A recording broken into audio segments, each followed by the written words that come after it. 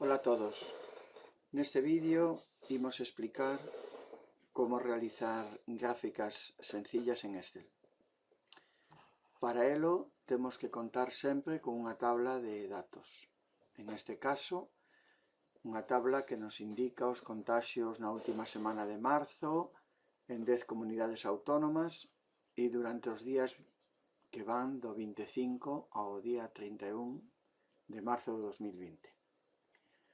Un xeito de facer gráficas rápidas e automáticas sería pinchar dentro de la tabla e con as teclas Alt F1 Excel xa nos faría unha gráfica automática. Como vemos en este caso, el área de datos escogida é a tabla enteira. Si nos collemos por un dos extremos e reducimos esa tabla, pois entón a gráfica automáticamente se reduce. Si quixéramos incluso reducir as comunidades autónomas, pois tiraríamos hacia arriba e agora en vez de 10 teríamos 6. Ese é un xeito de facer gráficas así moi rápido e automáticamente con Excel. Outra forma de hacer gráficas é marcarnos as comunidades autónomas que queremos na gráfica e o número de días e ir á pestaña Insertar e elexir o tipo de gráfico que queremos insertar. Por exemplo, un gráfico de liñas. En este caso, Excel nos fai a gráfica de líneas de 2 días en concreto e das 7 comunidades autónomas que eleximos. Outra forma tamén é pinchar en unha celda, ir a insertar, elexir o gráfico, por exemplo, en este caso un gráfico de columnas, e despois seleccionar os datos. En este caso, pois elexéramos 3 días e 2 comunidades autónomas e premendo en aceptar, Excel nos fai a gráfica. Ben, como podemos observar, temos unha gráfica automática, unha gráfica que se fixo despois de seleccionar os datos e unha gráfica que se inseriu e despois se seleccionaron os datos. Ao final, máis ou menos, as gráficas salen todas iguais. Que elementos dispón en unha gráfica? Pois ben, nas gráficas temos as series, que sería en este caso na primeira de 3 días, na segunda de 2 días e na terceira de 2 comunidades autónomas. Despois temos o eje X, donde se pon as categorías, que en este caso automático elegimos 6 comunidades autónomas, no segundo eleximos 7 e na terceira gráfica eleximos 3 días. Ben, que saibades que as series e as categorías se poden invertir. Solo temos que ir, fixadevos tamén que cando pinchamos en unha gráfica aparecen 3 pestañas, a pestaña Diseño, a pestaña Presentación e a pestaña Formato. Na pestaña Diseño podemos seleccionar os datos, cambiar as filas e as columnas, que non son máis que cambiar as series coas categorías, incluso cambiar o tipo de gráfico. Vamos a facer a primeira, que sería cambiar as series e as categorías de esta gráfica de aquí. Se prememos no botón, agora a gráfica tería como series os 3 días elexidos e como categorías as 2 comunidades autónomas, que significaría que para a comunidade de Andalucía nos pon os 3 datos de cada serie e para a comunidade de Aragón os 3 datos de cada serie. Cando cambiamos, agora o que temos é para cada día os 2 datos das comunidades autónomas. Sempre elixiremos a maneira que máis nos convenga para visualizar os datos. Outra cousa que podemos facer por exemplo, en este gráfico, dándole a seleccionar datos. Si nos fixamos, en este caso, os datos de Cataluña, que son os datos máis longos que temos na serie, a veces o que nos fai é que o resto dos datos aparezcan moi pequeniños. Entón, en este caso, en este gráfico, nos convendría quitar a serie de Cataluña.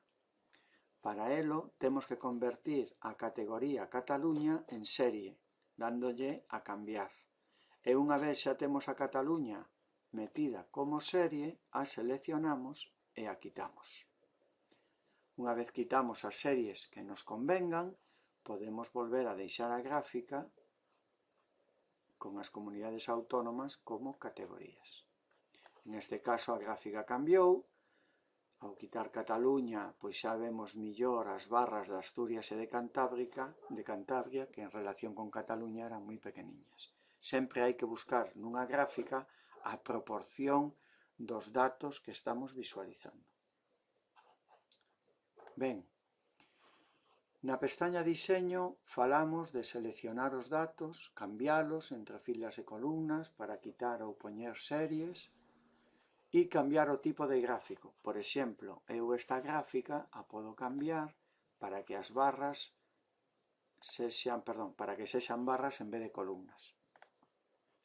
Neste caso visualizaríamos millor os nomes das categorías, que por ser un pouco longos, de outro xeito, estaban pois como moito máis pegados. Vale? Ben, na pestaña Presentación están a maioría dos botóns que nos sirven para formatear ou para mellorar os datos que se visualizan nunha gráfica. En primer caso temos o título do gráfico. Por exemplo, en este gráfico de aquí, pois, premendo na flecha, podemos elexir que o título este superpuesto ou que este enriba da gráfica. Si lle damos enriba da gráfica, nos permite meter un título. Contaxios marzo. Lle damos a intro e nos pon o título. Os rótulos dos ejes son unha serie de títulos que lle podemos poñer aquí aos valores que temos tanto en el eje Y como en el eje X. En este caso temos el horizontal, por ejemplo, debajo del eje, y aquí podemos poner como título, pois, número de casos.